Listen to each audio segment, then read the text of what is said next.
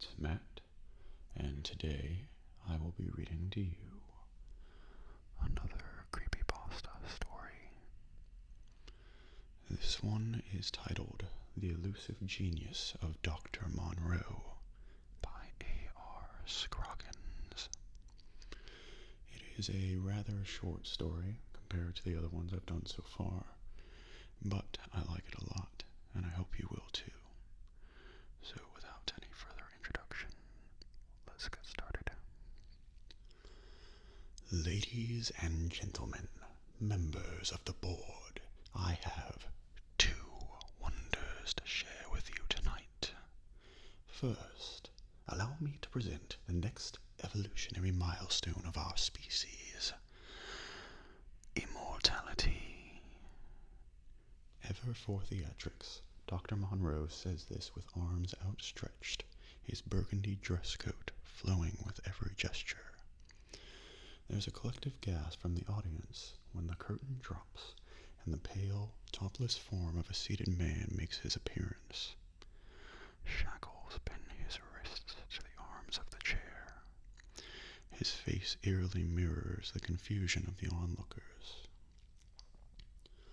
This man, a thief, a murderer, and admitted pox to our society, has generously offered to help demonstrate the latest breakthrough in medicine. He pauses for effect before removing a small decorative vial from his belt. This was born of my research into xenotransplantation. I'm sure you must remember Sir Winston. They did.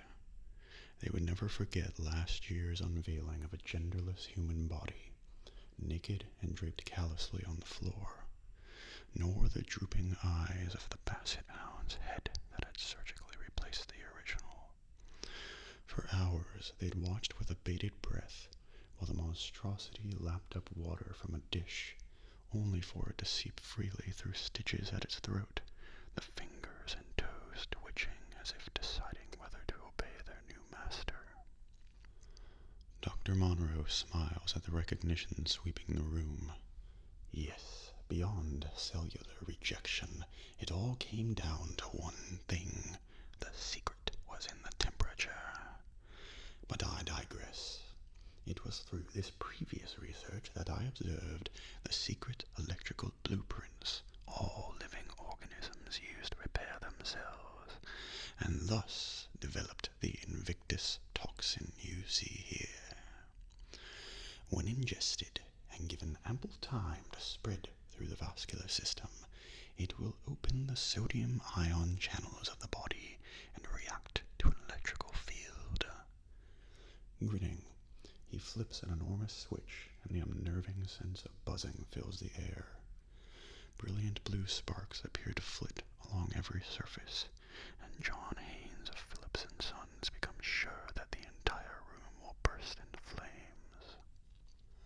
There is also the bizarre side effect of rendering the drinker impervious to pain.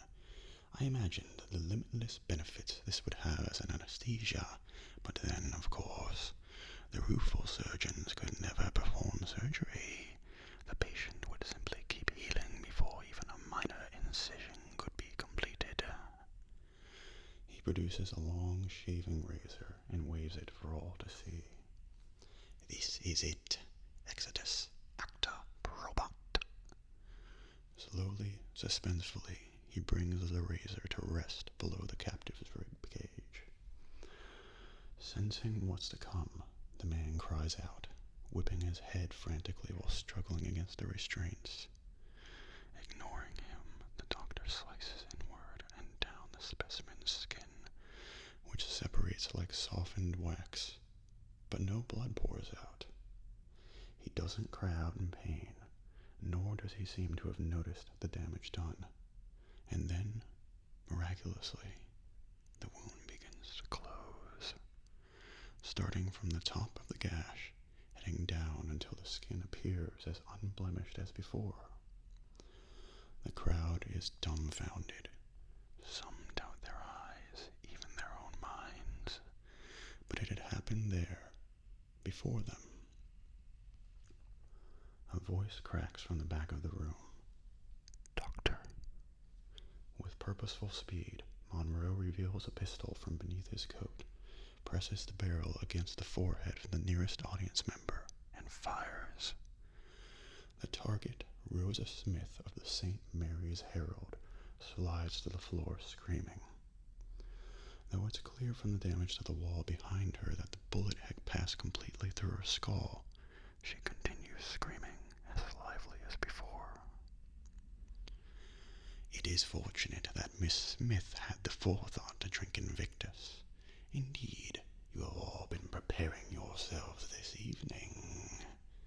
He points at the empty champagne flutes that stand at every table.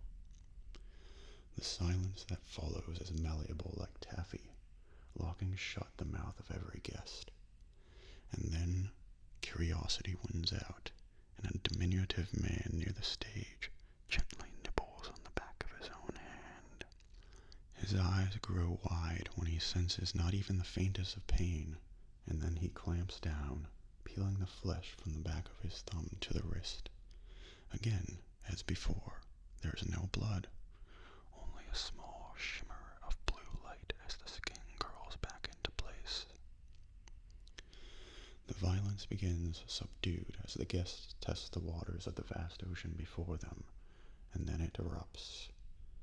A large man from 2 states north asks, practically begs, for the pistol from Monroe. When he receives it, he dares the others to fire at him, vividly reliving out his fantasies as an indestructible hero. A woman who couldn't stop reminding everyone how she'd traveled for 3 nights by train is absorbed in twisting the long nails off her right hand, and then watching as they clitter across the table and back onto their roosts.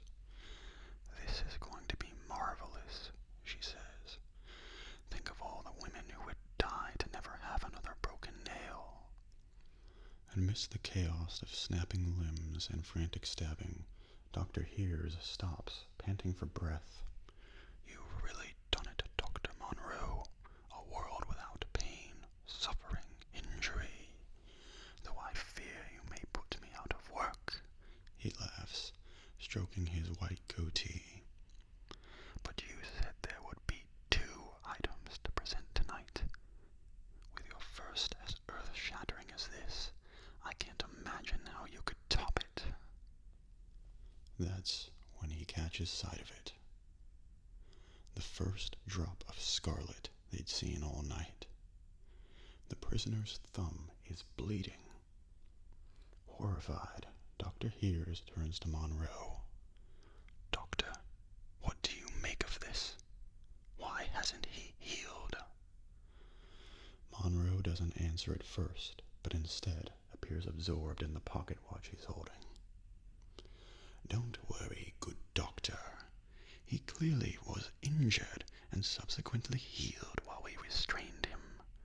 It simply opened up again, roughly 8 minutes after the toxin had been metabolized." Everyone stands silent, hanging on his every word. "Despite my greatest efforts, the Invictus toxin passes through the human body in 1800 seconds. That is to say, half an hour. Thus, we move on to the final experiment of tonight, an exercise in inevitability." He glances at his watch again before bowing and pointing towards the test subject. As they follow his gesture, the pale man begins screaming and convulsing in a fit. The wound along his stomach opens, as if cut by some phantom blade. A glaring red crescent, much like the grin of the elusive Dr. Monroe. And that is it. Like I said, a pretty short one, but